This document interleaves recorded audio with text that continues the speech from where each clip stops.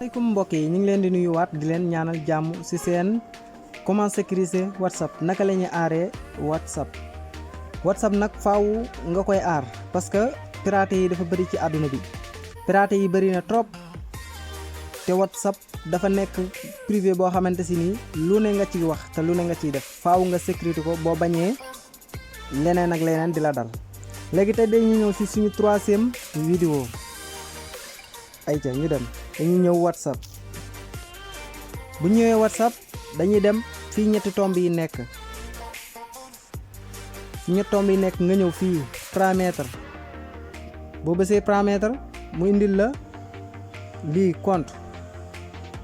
te nag ci li ñuy ñëw mooy lii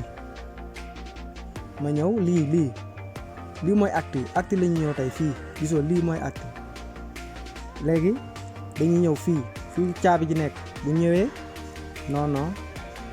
dañuy ñëw fii ci kaw confidentialité fii bu ñëwee fii ñaar yi yëpp ñëwoon nañ ci léegi dañuy ñëw ci 3e bii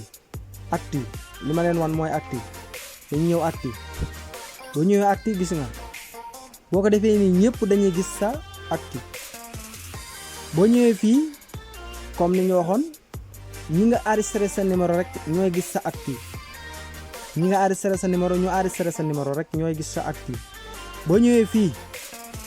mooy da ngay tànn numéro bu la neex mu gis sa acte wala du ko gis nga activé ko wala nga désactivé ko nga bës fii mu dugg waaw leer na léegi boo ko defee bii mooy kenn duutu mën a gis sa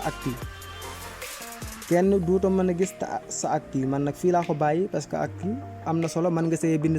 say publicité leneen looy def mën nga cee bind sa numéro téléphone pour booy business keneen ku la gis man laa woo téléphone wala leneen ak leneen yaa xool daal loo ci bëgg a bind rek pour ñëpp di ko gis ku ko gis man laa contacter wala leneen ak leneen waaw jërë ngeen jëf tey 3e vidéo bi noonu la ñu ngi leen di ñaan rek ngeen di abonné di partager jërëjëf affaire yi gën a yaatu merci